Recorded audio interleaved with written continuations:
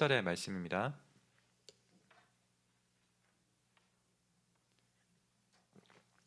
누가복음 1장 26절에서 38절의 말씀입니다.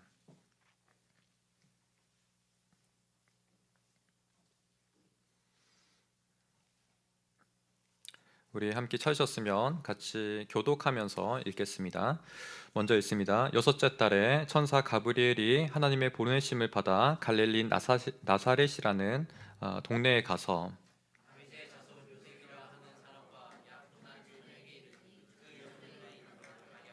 그에게 들어가 이르되 은혜를 받은 자여 평안할지어다 주께서 너와 함께 하시도다 하니 천사가 이르되 마리아여 두려워하지 말라 내가 하나님께 은혜를 입었느니라.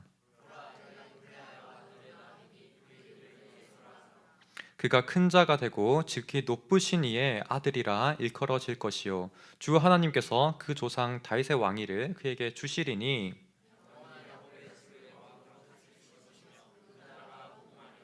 마리아가 천사에게 말하되 나는 남자를 알지 못하니 어찌 이 일이 있으리까.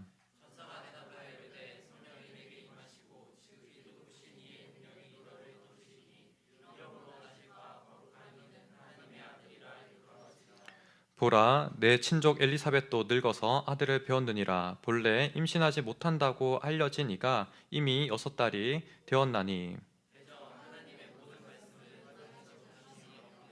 함께 읽습니다. 마리아가 이르되 주의 여정이 오니 말씀대로 내게 이루어지이다 하매 천사가 떠나가니라. 아멘. 오늘 말씀 가운데서 우리가 예수 그리스도의 잉태되심을 우리가 함께 나눕니다. 이 시간 가운데서 우리가 주님의 잉태하심을 보면서 우리 또한 한편으로 믿음으로 나아가는 귀한 시간 되기 원합니다. 우리가 성육신의 사건을 마주하게 됐을 때 이것은 사실 역사상 유일한 사건이죠. 정말 하나님의 친밀한 이 임재가 있는 잉태입니다. 신이 한 사람의 뱃속에 잉태되는 사건이죠. 그렇기 때문에 인류사에 정말 유일한 사건이라고 말할 수 있습니다. 이토록 놀라운 사건을 우리가 어떻게 설명할 수 있을까요? 아무리 머리가 좋은 사람을 데려온다 하더라도 이것을 풀어내지 못할 것입니다. 이해할 수 없는 그런 사건이죠. 하지만 이 성육신 사건은 또한 실제적인 사건입니다. 이 실제하는 성육신의 잉태는 과학적으로도 이성적으로 풀 수 없는 문제지만 하나님이시기에 이 사건은 분명히 가능한 일입니다. 왜 그렇습니까? 오늘 말씀 마지막에 하나님의 말씀은 능하지 못함이 없기 때문이라 이렇게 이야기합니다. 그와 같이 하나님의 일하심은 능하지 못함이 없기 때문에 우리 또한 이 말씀이 사실인 줄 믿습니다. 다만 이것이 우리가 받아들일 때 우리 또한 믿음으로 받아들인 것이 참으로 중요합니다. 하나님의 말씀이 늘 우리 심령 가운데 곳곳에 뿌려지는데 내게 뿌려진 이 말씀을 우리가 믿음으로 받지 못한다면 결실하지 못하는 것이죠. 내게도 말씀이 뿌려지는 가운데서 우리 또한 믿음으로 이것을 아멘하며 받아들이는 우리 모두가 되기를 간절히 소망합니다. 이 사건은 앞서 말한 것처럼 유일한 사건입니다. 그렇기 때문에 우리는 이 사건을 정말 아주 특별한 사건처럼 받아들이죠. 하지만 이것이 하나님과 인간이 하나 되는 그 긴밀한 사건이라 해서 여전히 우리와 무관한 것이냐, 우리와 너무 동떨어진 이야기냐, 그렇지 않습니다. 성경을 바라보는 가운데 바울 서신을 보더라도 그리스도가 머리 되시고 우리는 그의 몸이라고 이야기하지 않습니까? 그로 말미암아 우리가 한 몸 된 긴밀한 연합체를 이야기하고 있습니다. 또한 요한계시록에서 어떻게 이야기합니까? 그리스도는 우리의 신랑 되시고 우리는 그의 신부 되다고 이야기하지 않습니까? 그처럼 신비한 연합들이 또 한가운데 주어지고 있습니다. 그렇기 때문에 이 성육신을 바라보는 가운데서 마리아가 아멘하며 받아들였던 이 성육신의 잉태가 우리 또한 주님과 하나 되는 그 긴밀한 연결됨, 정말 주님이 함께 하심을 우리가 바라볼 때 동일한 믿음으로서 바라볼 수 있는 사건인 줄 믿습니다. 인류 역사상 가운데 가장 독특하고 긴밀한 이 성육신이지만 모든 신자에게 연합함을 말씀하시는 이 말씀입니다. 그런 점에서 이 성육신은 한편으로 놀라운 은혜의 말씀이라고 이야기할 수 있습니다. 우리 또한 친밀하심을 기대하며 나아가는데 두 가지 영적 교훈을 같이 나누려고 합니다. 이 가운데서 저는 오늘 특별히 보통은 연역적으로 이야기를 하는데 오늘은 귀납적으로 좀 이야기를 하려고 해요. 그래서 말씀을 쭉 살펴보고 난 다음에 한번 정리하고 또 다시 한번 쭉 살펴보고 난 다음에 정리해서 그렇게 두 가지 포인트를 나누려고 합니다. 크게 두 가지는 무엇이냐면 하나는 은혜이고 또 다른 하나는 믿음입니다. 은혜와 믿음이 우리가 만날 때 하나님의 역사심을 보게 되죠. 이런 측면에서 우리가 함께 나누기 원합니다. 성경의 다른 본문들도 그렇겠지만 이 본문 또한 항상 앞선 이야기에 이어지는 부분이 있다는 거죠. 성경의 놀라운 점이 무엇입니까? 저자가 하나님이심으로 말미암아 모든 성경 유기적으로 다 연결되어 있다는 거죠. 앞선 사건이 있으면 그 뒤에 사건이 연결된다는 거예요. 우리가 창세기를 보더라도 출애굽기로 넘어갈 때 그냥 넘어가는 것이 아니라 하나의 이야기로서 넘어가는 것이 중요한 거죠. 오늘 말씀을 본문에서도 우리가 앞선 연결되는 부분이 있다는 거예요. 우리가 1장 26절을 보면 어떠한 구절이 떠오릅니까? 여섯째 달이라는 시점이 등장합니다. 여섯째 달. 방송실에서도 제가 이렇게 말할 때 성경 같이 읽지는 않겠지만 여러분들이 띄워주시면 좋겠습니다. 그럴 때 어떤 포인트를 이야기하고 있는지 같이 함께 동참해 주시면 좋겠습니다.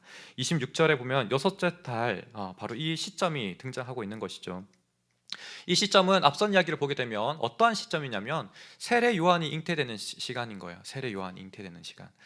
그런데 이 잉태되는 사건이 한편으로 굉장히 기이합니다. 천사가 먼저 다가와서 잉태되는 소식들을 잉태될 것이라는 그런 이야기를 하는 거죠.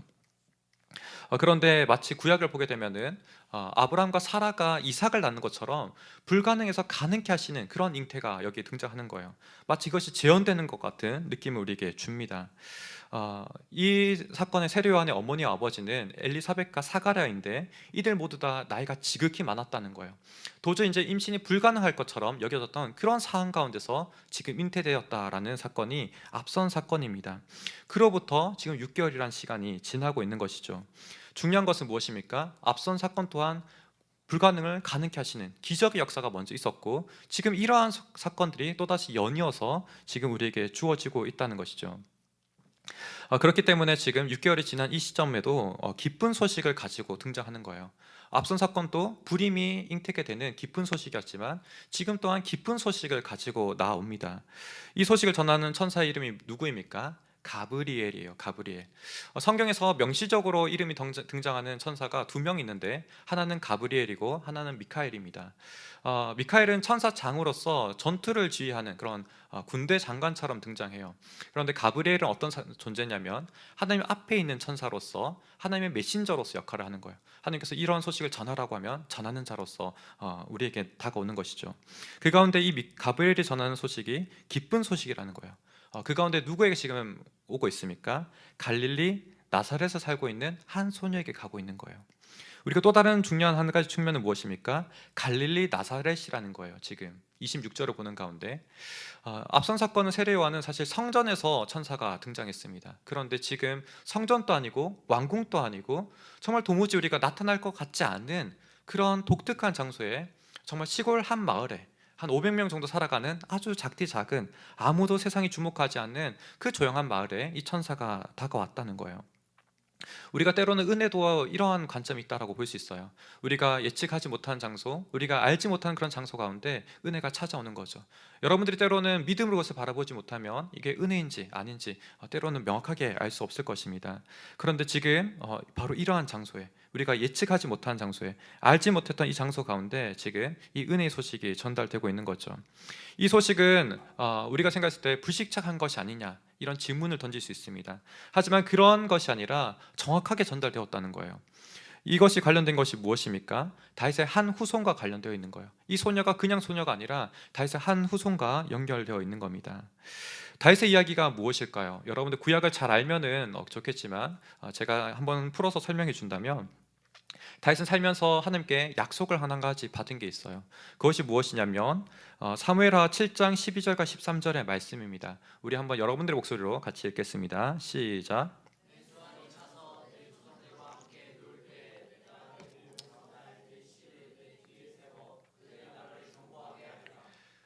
내 이름을 위하여 집을 건축할 것이요 나는 그의 나라 왕위를 영원히 경고하게 하리라. 아멘. 다윗이 하나님 성전을 짓겠노라라고 다짐했을 때, 헌신했을 때 하나님 저와 같은 말씀을 주시는 거예요. 근데 가장 독특하고 특징적인 것이 뭐예요? 다윗 뒤에 다윗을 잇는 다윗의 자손을 한 명 주겠다는 건데 그 자손으로 말미암아 다윗의 왕자가 영원히 이어지도록 하신다는 거예요.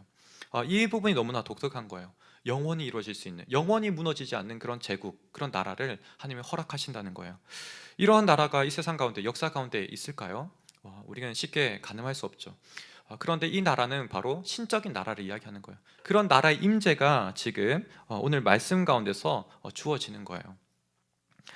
사람들은 이 약속들이 사실은 역사가 흘러가면서 폐기되는 것처럼 느껴졌어요. 왜 그렇습니까? 이 다윗의 왕조가 점점 약해졌거든요. 다윗 뒤에 솔로몬이 태어났습니다. 이 세상의 가장 지혜로운 왕이라 해서 이 나라를 아름답게, 놀랍게, 건설적으로 잘 이끌어갔죠. 하지만 그의 후대에 바로 나라가 두 조각 나버렸어요. 약해지고 또 약해지고, 나중에 바벨론 제국에 완전히 포로로 이끌려 가버리는, 완전히 나라가 멸망해버리는 그런 사건까지 마주하게 됩니다. 이런 가운데 사람들은 하나님의 이 약속들, 다윗에게 주신 이 약속들이 완전히 폐기되었어 라고 생각했습니다. 하지만 선지자들은 어떻게 이야기하냐면, 다윗의 이 약속이 나무가 잘린 것 같이, 그런 나무라 할지라도 뿌리로부터 새로운 가지가, 새로운 줄기가 난다는 겁니다. 그로 말미암아 하나님의 약속이 다시 성취되어지고 실패하지 않을 것을 이 가운데 들려주고 있습니다. 이런 가운데 마태복음 2장 23절에서는 오늘 말씀과 연관지어서 나사렛 갈릴리와 연관지어서 이것이 성취되었다라고 이야기합니다. 우리 한번 같이 읽어보도록 하겠습니다. 시작. 이는 선지자로 하신 말씀에 나사렛 사람이라 칭하리라 하심을 이루려 하심이라. 지금 예수님이 나사렛에서 태어난 이것이 말씀대로 이루어졌다는 거예요. 말씀대로. 근데 구약을 보게 되면 이 나사렛이란 지명이 재밌게도 등장하지 않아요. 이게 참 어렵죠. 분명히 다윗의 후손으로 태어나는 이 나사렛 사람이라 불리는 이것이 예견된 것처럼 지금 마태복음에서는 성취되었다라고 이야기하는데 명시적으로 드러나지 않는 거예요. 근데 이것을 학자들이 추정하기에는 어떻게 추정하냐면, 앞서 말한 다윗의 그 잘려진 나무, 그 약속이 마치 잘려진 나무와 같다면 여기에 뿌리가 있을 거잖아요. 그 뿌리로부터 새로운 가지가 돋아나서 이 왕국을 이루실 거라는 그 약속을 주는데, 이 가지를 설명할 때 히브리어는 나자라라는 단어를 씁니다. 히브리어로 나자라. 이것이 결국 자음으로는 나사렛과 동일한 거예요. 그런 측면에서 지금 이것이 성취되었다라고 이야기하는 거죠. 어떻게 보면 감춰졌던 비밀들이 지금 이 가운데서 드러나는 거예요. 하나님의 약속이 이처럼 성취되었다는 것을 우리에게 들려주고 있습니다. 하지만 이 당시에는 누가 알았을까요? 누가 이 나사렛에서 예수님이 태어날 것을, 누가 이 조용한 동네 가운데서 메시아가 태어날 것을 누가 예측했겠습니까? 아무도 예측하지 못했을 거예요. 정말 예측하지 못하는 그 상황 가운데서 이 은혜가, 이 놀라운 임재가, 하나님의 정말 긴밀한 이 임재가 임재했다는 것이 우리에게 놀라운 소식입니다. 또 한 가지 놀라운 것은 27절로 우리가 넘어가게 되면, 이것은 다윗의 자손에게 직접적으로 연결된 게 아니에요. 소녀에게 연결된 거죠. 다윗의 자손은 사실 누구입니까? 이 소녀가 결혼할 정혼자였던 거예요. 약혼자가 다윗의 후손이죠. 마리아는 다윗의 후손이 아닙니다. 그죠? 근데 이 소녀에게 지금 가브리엘 천사가 와서 너에게 메시아가 임할 거야, 너가 메시아를 잉태하게 될 거야 라는 이야기를 들려줍니다. 이것이 참 한편으로 묘한 것 같아요. 결혼한 상태도 아니고 그냥 미혼의 여성도 아니에요. 정혼하기로, 약혼하기로 약속된 한 여인에게 임재한다는 것이 너무나 놀라운 이야기입니다. 왜 이것을 우리가 잘 풀어낸다면, 지금 예수님께서는 하나님이지만 동시에 사람으로 오셔야 됩니다. 그죠? 우리가 늘 예수님을 이야기하면서 하나님과 동시에 사람이신 예수님이라 이야기해요. 왜 그렇습니까? 우리를 대표해서, 모든 인류를 대표해서 이 죄의 문제를 담당하셔야 되기 때문에 사람이어야 돼요. 사람이 아니고선 이 죄의 문제를 대신 담당할 수 없는 거예요. 아담 또한 대표성으로서 범죄함으로 말미암아, 선악을 알게 하는 그 범죄함으로 말미암아 온 인류가 사망에 떨어진 거거든요. 그와 같이 예수님 또한 사람으로 오셔야지만, 하나님이 사람이 되셔야지만 이 죄를 담당할 수 있는 거예요. 그리고 하나님이시기에 이 죄의 문제를 초월해서 이 문제를 해결하실 수 있는 것이죠. 이런 가운데서 우리가 오늘 본문을 바라보게 되면, 지금 마리아가 정혼한 상태, 이게 너무나 적합한 상태인 거예요. 정말 오차 없이 정확하게 임재하신 거예요. 왜 그렇습니까? 만약에 이 마리아가 요셉과 결혼했다면 어떻게 되겠습니까? 잉태되었으면 이것이 요셉의 아들인지, 정말 성령으로 잉태된 것인지 모르지 않겠습니까? 그죠? 근데 정혼한 상태는 아직 부부 관계를 가지지 아니하고 잠자리를 가지지 않았기 때문에 마리아가 처녀로서 잉태한 것이 증명이 되는 거죠. 그죠? 근데 또 한편으로는 이 다윗의 후손인 요셉과 결혼할 사이가 아니었다면 마리아는 어쩌면 영원히 혼자 살아갈지도 모르는 거예요. 그죠? 어떻게 그냥 결혼하지 않은 상태에서 자녀를 낳은 사람을 쉽게 받아들일 수 있을까요? 그죠? 그래서 이 상황 가운데서 지금 다윗의 그 자손인 요셉과 결혼함으로 말미암아, 결혼하기 약속됨으로 말미암아 지금 이 모든 것들이 이루어지는 거예요. 요셉이 예수님을 양자와 같이 받아들임으로 말미암아 다윗의 후손으로 오신 것이 또한 성취되어지는 거죠. 이 모든 것들이 하나님의 말씀의 놀라운 성취로서 지금 우리가 마주하고 있는 부분입니다. 이런 부분 가운데서 가브리엘 천사는 처음 등장할 때 이렇게 인사하죠. 28절입니다. 28절. 평안할지어다. 제가 좀 수정했는데 원래 본문 우리 개역 개정에 보게 되면 은혜를 받은 자여가 먼저 등장합니다. 그런데 원문을 보게 되면 평안할지어다가 먼저 등장하는 거예요. 영어로 이야기하면 greetings예요. 인사를 먼저 하는 거죠. 제가 조금 더 편하게 이야기한다면 안녕 이렇게 막 등장한 거예요. 그렇게 너무 친근하게 딱 등장했는데 말의 입장에서 너무 황당스럽겠죠, 그죠? 갑자기 천사 나타났는데 자기한테 인사를 건네는 것들. 근데 저 평안할지어다의 그 원어를 조금 더 깊이 들어가게 되면 기뻐하라는 뜻을 가지고 있는 거예요. 무슨 뜻을 가지고 있다고요? 기뻐하라는 뜻을 가지고 있는 거예요. 이 천사의 등장이 그냥 아무 소식을 가져온 것이 아니라 기쁜 소식을 가지고 왔다는 거죠. 어떻게 보면 복음이죠. 이 마리아에게 전달되는 복음인 거예요.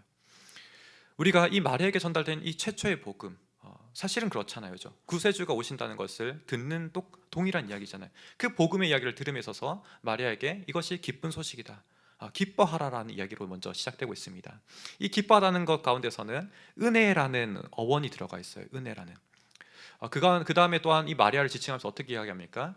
은혜를 받은 자여라고 부릅니다. 은혜를 받은 자여.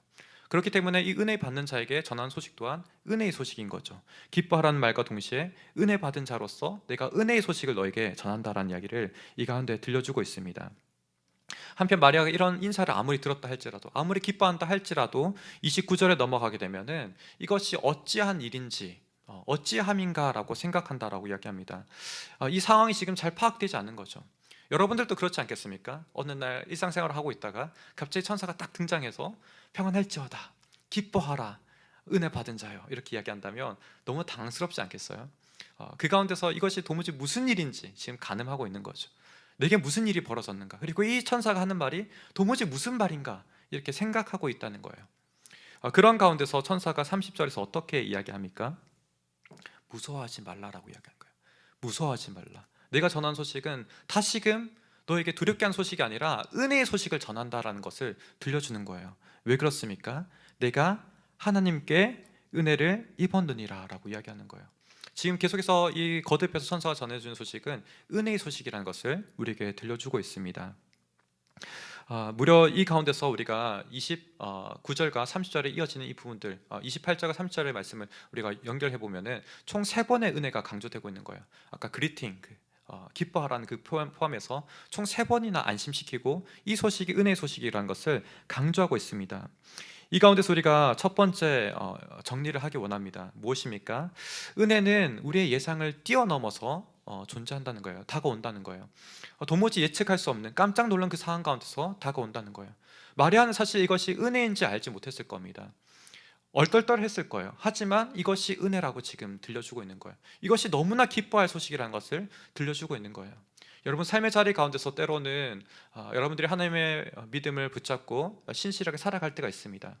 그 가운데서 여전히 하나님께서 나와 함께 하시는지, 동행하고 계시는지 알지 못할 때가 있을 거예요. 정말 이게 내 일이 새롭게 다가온 일들이 이게 은혜인지 아닌지 헷갈릴 때가 있을 것입니다.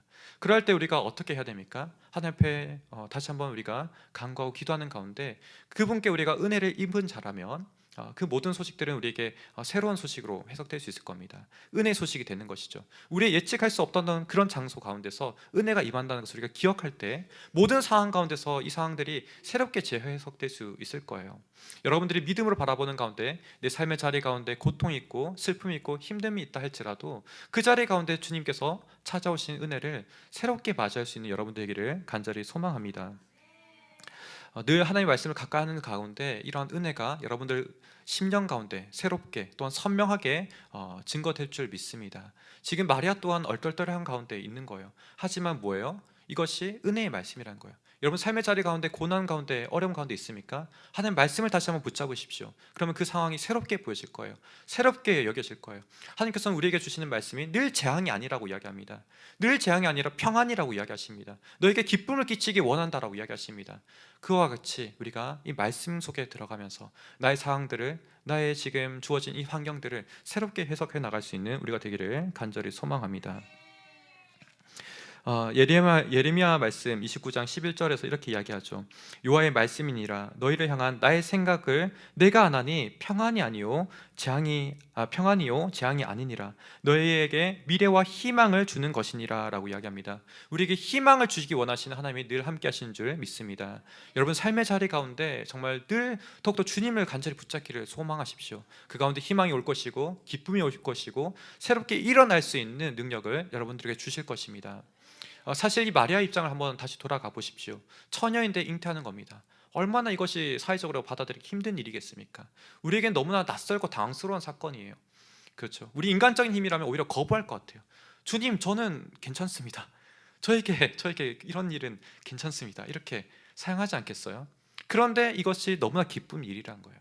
이것이 우리가 믿음으로 바라볼 때 주님께서 나와 함께 하시는 거고 주님께서 나에게 임자신 사건이라는 거예요. 여러분들 그렇기 때문에 이 은혜라는 것은 나의 예상과 나의 생각과 다르게 초월해서 다가오는 것임을 다시 한번 믿음으로 바라보는 우리가 되기를 간절히 소망합니다. 저 또한 때로는 그렇습니다. 원수를 사랑하라는 말씀을 주님께서 주시죠. 원수를 사랑하는 것. 전 초등학교 3학년 때 이 말씀을 저의 삶의 말씀으로 받아들였어요. 사실 용서할 수 없었던 사람이 한 사람이 있었습니다. 1년 내내 미워했어요. 그런데 아침마다 출발할 때 아버지께서 용서해야 된다, 원수를 용서해야 된다 이렇게 기도하시면서 저를 보내시는 거예요. 그 가운데 제게 주셨던 말씀이 한 가지 있는데 이사야 55장 8절과 9절입니다. 우리 한 목소리로 한번 같이 읽어보도록 하죠. 시작. 이는 내 생각이 너희 생각과 다르며 내 길은 너희의 길과 다름이니라. 여호와의 말씀이니라. 이는 하늘이 땅보다 높음 같이 내 길은 너희 길보다 높으며 내 생각은 너희 생각보다 높음이니라. 저는 그 당시에 사실은 인간의 어떤 복수심이 가득 차 있었습니다. 보복하고 싶은 마음들. 그런데 이 가운데서 용서하는 것이 뭐라는 거예요? 하나님의 생각이시고 하나님이 그 생각이 나의 생각보다 훨씬 더 높다는 것을 지금 선명하게 들려주시는 거죠. 내 생각이 이 땅의 가운데 머물러 있다면 하나님의 생각은 하늘과 같이 높으신데 그것이 바로 원수를 사랑하고 용서하라는 말씀으로 주고 있었다는 거죠. 그 가운데 제가 1년 가운데 정말 도망치지도 아니하고 회피하지도 않고 정면으로 계속 나아갔던 것 같아요. 매일매일 학교를 나아가고 학교 가운데 그 원수가 있었지만 정말 피할 수 없는 그 원수였지만 용서하는 가운데 마지막엔 그 사람이 연말에 그렇게 인정하더라고요. 정말 이 친구는 하나님 믿는 사람이구나, 하나님 함께 하시는구나, 이런 이야기를 듣게 되었습니다. 여러분들 또한 동일할 거예요. 여러분 삶의 자리 가운데 어떠한 어려움이 있다 할지라도 믿음으로 바라보시고 그 가운데 말씀을 붙잡고 나가는 그 자리 가운데 이러한 승리함이 또한 새롭게 은혜로 해석되는 은혜가 있을 줄 믿습니다. 두 번째 내용은 이제 마리아가 정말 예수님이 잉태하게 된다는 거죠. 예수님이 마리아의 뱃속에 잉태하게 된다는 이야기가 31절과 33절에 이어지게 됩니다. 잉태하여 아들을 낳을 것이라고 이야기하는데 이름이 예수라고 한다는 거죠. 이 예수라는 뜻은 여호와께서 구원하신다라는 뜻을 가지고 있는 거예요. 여호와께서 구원하신다. 바로 그 예수님이 태어나시는데 어떠한 자가 되냐면은 큰 자가 된다라고 이야기하죠. 큰 자. 메가스라고 이야기하는데 우리 메가커피처럼 어쨌든 커다란 그런 사이즈를 이야기할 때 메가를 이야기하지 않습니까? 그와 같이 위대한 사람이 된다는 거예요. 조금 웃으라고 이야기한 겁니다. 메가 great, 영어로는 great man 이렇게 되는 거죠. 위대한 사람이 될 거라고 이야기하고 있습니다. 아주 연약한 잉태하는 그 태아지만 이 사람이 나서 자라게 되었을 때 위대한 사람이 된다는 거예요. 그리고 진짜 비밀은 그 다음에 어떤 구절로 이어집니까? 지극히 높으신 이의 아들이라고 불리게 된다는 거예요. 지극히 높으신 이의 아들.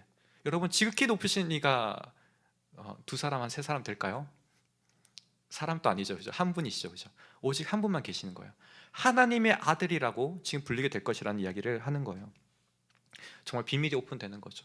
하나님이신 그분이 지금 사람의 몸으로, 사람의 태 가운데 뱃속으로 지금 들어오신다, 잉태된다, 그런 이야기를 들려주고 계시는 거예요. 바로 하나님께서 몸을 입으시고 사람의 되심으로 말미암아 이 땅을 살아가게 되신다는 이야기를 들려주고 계시는 것이죠.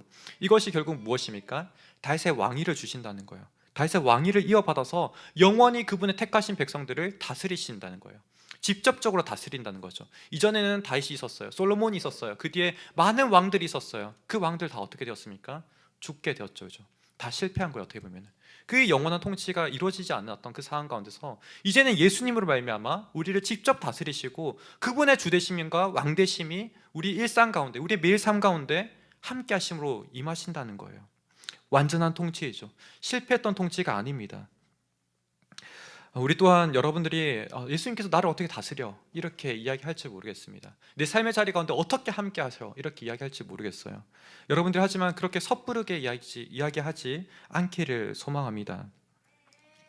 왜 그렇습니까? 주님께서는 우리를 지금 성령님을 통해서 통치하고 계시기 때문에 그래요. 하나님의 보좌 우편 가운데 계시고 계시지만 여전히 성령님께서 함께 하심으로 말미암아 우리와 함께 동행하시고 우리 심령 가운데 성령께서 그 음성을 들려주심으로 말미암아 우리를 통치하시는 거예요. 우리 가운데 말씀을 깨닫게 해주시고 말씀대로 우리 삶을 인도해 내시고 그 가운데 이끌어 가시며 새로운 길을 내시고 하나님께서 함께 하심을 우리가 성령을 통해서 알게 되시는 거죠. 그렇기 때문에 우리가 어떻게 살아가야 되겠습니까? 주님의 통치를 받는다고 한다면 이 성령의 음성에 귀를 기울이고 말씀을 따라가고 말씀을 가까이하며 기도하는 삶으로 나아갈 때 우리가 이러한 성령의 음성이 선명하게 들릴 줄 믿습니다. 마리아에게 임한 이 최초의 복음, 예수께서 임하신다는 이 소식은 참으로 놀라운 소식이었습니다. 도무지 믿기 힘든 소식이죠. 여인의 뱃속에 하나님으로 함께 잉태하셔서 함께 동행하신다는 것, 참으로 어려운 일입니다. 사실 우리가 오늘날 예수님을 믿는 것과 이 마리아가 이것을 믿는 것을 비교해 보면 저는 오늘날 우리가 예수님을 믿는 것이 훨씬 더 쉬운 일이라고 생각돼요. 예수님이 이 한 여인의 뱃속에 들어오신다는 것, 이게 얼마나 사실은 믿기 어려운 일입니까? 그런데 마리아 또한 이것은 궁극적으로 믿게 되었다는 거죠. 물론 가정이 있었습니다. 34절과 같이 이야기하죠. 이렇게 이야기합니다. 나는 남자를 알지 못하는데 라고 이야기하죠. 나는 남자를 알지 못하는데, 남자 어떻게 보면 동침한 적이 없는데, 남자와 잠자리를 한 적이 없는데 어떻게 이런 일이 있을 수 있습니까? 이렇게 되묻고 있는 거죠. 도저히 받아들일 수 없는 일입니다. 우리가 현대과학을 바라보는 가운데 태아가 형성되기 위해서는 어떻게 이루어집니까? 여성의 생식세포인 난자가 필요하고 또 남성의 생식세포인 정자가 필요하지 않습니까? 이것이 만났을 때 태아가 이루어지는 거잖아요. 그렇죠? 이러한 가운데서 우리가 태아가 형성된다는 것을 너무나 잘 알고 있습니다. 물론 마리아는 이 당시 이런 지식이 없었다 할지라도 최소한 남자와 잠자리를 했을 때 아이가 생긴다는 것은 분명히 알고 있는 사실인 거죠. 너무나 명백한 부분인 거죠. 이러한 가운데 어떻게 내가 잉태할 수 있습니까? 라는 질문을 던졌을 때 가브리엘 천사가 이야기하는 내용들이 무엇입니까? 성령이 임하시고 지극히 높으신 이의 능력이 너를 덮으셔서 가능하다는 겁니다. 다시 한번 뭐요? 성령이 임하시고 지극히 높으신 이의 능력이 너를 덮으셔서 이것이 가능하게 하신다는 겁니다. 여러분, 하나님의 능력에는 이처럼 창조의 역사가, 창조의 힘이 있는 줄 믿으시길 바랍니다. 하나님은 창조의 능력이 있으시기 때문에 불가능이 없으시다는 겁니다. 우리가 아무리 어떤 지식이 많다 할지라도 하나님의 능하심 가운데서 이 모든 지식들은 사실 때로는 패하는 것과 같은 거예요. 오히려 우리는 이런 지식 때문에 믿음으로 하나님을 더 깊이 바라보지 못할 때가 있습니다. 사실 저 또한 이 성육신을 다시 한번 오늘 본문을 바라보는 가운데 연구하는 가운데서 굉장히 어렵더라고요. 성육신이 어떻게 이루어졌을까? 저 또한 하나님을 믿고 있고 예수님을 신실하게 정말 믿는다고 고백하고 있지만 정말 거듭난 이성이라고 이야기할 수 있지만 이 성육신을 다시 바라보는 가운데 너무나 어렵더라고요. 제가 성경에 대한 지식을 알고 있는 가운데서 하나님의 거룩하심을 알고 있잖아요. 그죠? 하나님 거룩하심, 이 거룩하심은 죄된 우리와 사실은 이렇게 친밀하게 함께 하실 수가 없어요. 그래서 죄를 가진 채, 죄를 해결하지 않은 채 제사장이라 할지라도 성소 가운데 들어갔을 때 아론의 두 아들이 죽지 않았습니까? 도무지 죄와 가까이 할 수 없는 하나님이시기 때문에 그렇습니다. 잘 이해가 되지 않는 거예요. 도무지 어떻게 이 한 여인 가운데, 제사장도 아닌데 성소도 아닌데 어떻게 이 가운데 임재할 수 있을까? 하지만 이것이 믿어지는 순간은 제가 이성적으로 이것을 생각하고 분석하기를 그쳤을 때 믿어지는 거예요. 하나님 정말 전능하신다, 주님의 그 말씀은 정말 창조의 능력과 같이 전능하시다는 고백을 드리는 가운데서 이게 믿어지는 거예요. 우리가 이 가운데서 마리아를 만약에 높이게 된다면 그것은 로마 카톨릭과 같이 흘러가는 거예요. 마리아를 특별한 존재로 여기게 되고 마리아를 숭배하게 되는 것이죠. 그게 아니라는 거죠. 성경 가운데서는 이 마리아 또한 동일한 우리의 일반적인 사람과 같은 거예요. 평범한 한 소녀와 같은 거예요. 하지만 그 가운데서 이 예수님께서 임재하시는 것이죠. 우리가 이 임재를 믿는 것, 이 성육신의 임재를 믿는 것은 신자나 불신자나 모두 다 사실은 믿음으로만 가능한 거예요. 믿음으로 우리가 바라볼 때 이 말씀을 받아들일 수 있는 것입니다. 이러할 때 가브리엘 천사는 이 마리아의 믿음을 돕기 위해서 한 가지 이야기를 들려줍니다. 36절과 37절인데요 그것은 무엇입니까? 바로 세례 요한의 잉태 소식을 들려주는 거예요. 원래 이 잉태 소식은 아무도 알지 못했습니다. 잠잠하게 그냥 감춰지고 있었던 거예요. 그래서 마리아조차도 알지 못했던 거죠. 하지만 지금 이 천사를 통해서 믿음을 돕는 데 사용되는 거예요. 뭐예요? 기적의 이야기가 또 다른 기적을 믿게 하는 데 있어서 도움이 되고 있는 거예요. 우리 또한 때로는 그럴 것입니다. 하나님의 은혜를 경험했던 여러분들 과거가 있을 거예요. 그런 은혜의 경험이 있다면 우리가 앞날에 대한 하나님의 새로운 은혜를 또한 믿음에 도움이 된다는 거죠. 여러분, 그렇기 때문에 하나님의 역사하심이 여러분 과거의 삶 가운데 어떻게 있었는지 늘 기억하시기를 바랍니다. 그럴 때 하나님께서 여전히 지금 또 미래에도 더 크신 은혜로 함께 하심을 우리가 믿음으로 나아갈 수 있는 줄 믿습니다. 지금 마리아에게 이렇게 제차적으로 선포되었을 때 정말 불임으로 알려졌던 그 여성이 6개월간 되는 가운데 하나님의 말씀이 능하지 못함이 없다라는 그 선포가 있을 때 마리아는 더 이상 자신의 머리로서, 자신의 이성으로서 이것을 받아들인 것이 아니라 믿음으로써 받아들이게 됩니다. 무엇입니까? 이성의 이 사고를 항복하는 거죠. 내 머리로서 이것을 받아들이고 이해하는 것을 항복하는 거죠. 그 가운데 정말 대저 하나님의 모든 말씀은 능하지 못하심이 없느니라는 이 말씀 가운데 아멘이라고 고백하는 것이죠. 어떻게 대답합니까? 그 다음 이어지는 부분입니다. 주의 여종이오니 말씀대로 내게 이루어지이다. 말씀대로 내게 이루어지이다 라고 이야기하는 거예요. 항복 선언하는 것과 같은 거죠. 우리가 사실은 주님을 새롭게 영접할 때, 우리가 신자됨을 고백할 때 동일한 고백을 하죠. 주님, 당신이 나의 주인이십니다. 제가 항복합니다. 제 삶의 주인됨을 내가 아니라 이제 주님으로 내가 선포합니다. 주님이 나의 삶의 주인이십니다 라고 고백하죠. 그리고 내 삶을 주님 당신께 드립니다 라고 고백하죠. 그와 같은 고백이 지금 마리아 가운데 등장하는 거예요. 우리 또한 예수님을 믿는 가운데서 늘 날마다 믿음의 영역 가운데 이런 항복 선언이 필요할 줄 믿습니다. 주의 여종이 오니, 주의 종이 오니 말씀대로 내게 이루어지이다. 이 말씀대로 전능하신 주님의 말씀이 내 삶을 통치하시고 주의 전능하심이 내 삶을 다스리기를 원합니다라고 고백하는 것이 우리에게 필요한 줄 믿습니다. 이러한 가운데 우리가 두 번째 영적 교훈을 정리하기 원합니다. 무엇입니까? 큰 은혜가 임하는 자리에는 동일하게 큰 믿음이 필요한 거예요. 우리의 이성을 멈추고서 하나님의 전능하심을 바라보는 거죠. 믿음이 무엇입니까? 우리가 하나님의 능하심을 바라보는 거잖아요. 우리의 이성을 멈추고 하나님의 일하심을 바라보는 것이 이 가운데 필요한 거예요. 정말 하나님의 일하심을 우리가 기대한다면, 그 은혜를 기대한다면 이제는 내 힘으로, 내 능력으로, 내 사고로서 이것을 일이 되어진다 가능하는 것이 아니라 하나님께서 일하실 줄 믿으며 우리가 말씀을 붙잡고 나아가야 됨을 우리가 본문 가운데 보게 됩니다. 이것이 우리에게 필요한 큰 믿음인 것이죠. 하나님의 전능하심 이처럼 우리가 이성이 항복한 지점에서 더 나아가셔서 그 자리 가운데 하나님이 일하시는 겁니다. 우리의 이성이 멈추는 그 자리에서 하나님의 전능하심이 드러나는 거예요. 우리가 생각하고 있는 사고 범위에서 하나님이 일하신다면 그건 하나님의 일이 아닌 거죠. 우리 인간의 일인 거죠. 그것을 넘어서서 일하시는 분이 계시기에 우리가 하나님이라고 고백하는 것 아니겠습니까?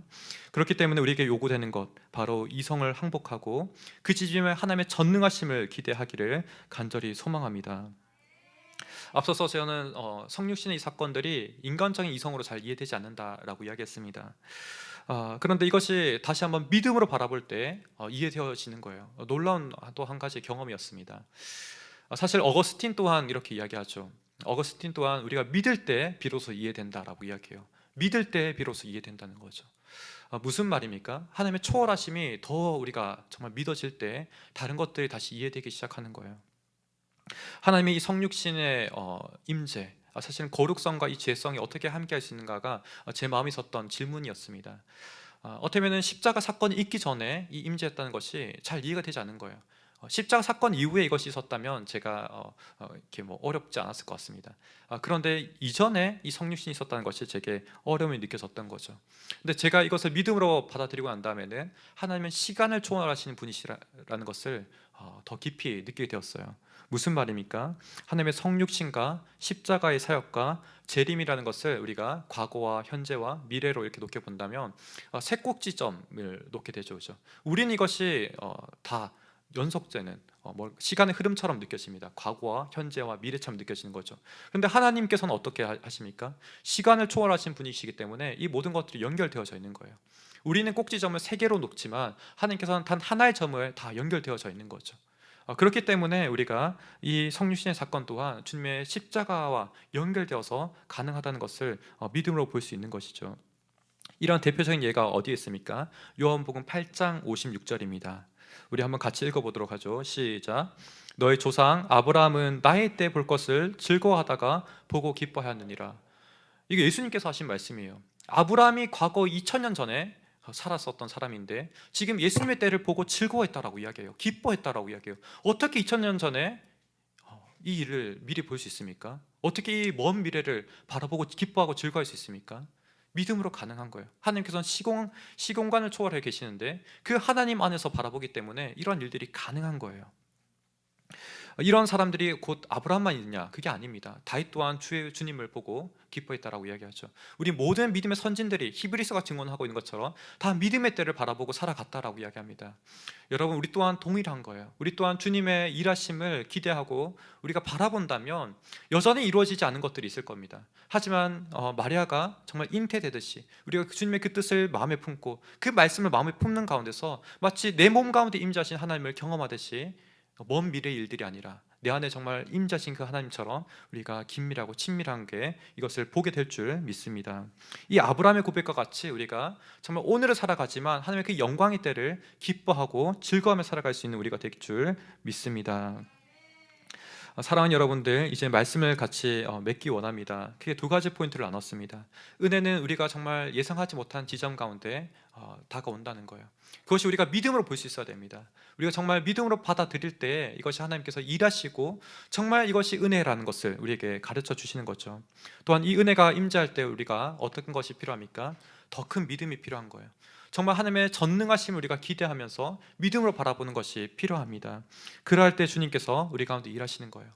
천사가 그 자리 가운데 떠났을 때 즉시로 잉태되는 것이죠. 마리아가 이제는 엘리사벳에게 나아갑니다. 자기 친족에게 나아가요. 그럴 때 이 엘리사벳이 뭐라고 이야기합니까? 내 주의 어머니께서 어찌 나에게 오십니까? 라고 이야기하는 거예요. 그 여인 또한 성령의 감동하심으로 말미암아 당신이 잉태되었다, 마리아가 잉태되었다는 것을 이야기하지 않습니까? 우리 또한 동일하게 정말 주님의 말씀에 대해서 우리가 내 이성으로 판단하는 것이 아니라 주님 말씀 그대로 내게 이루어집니다.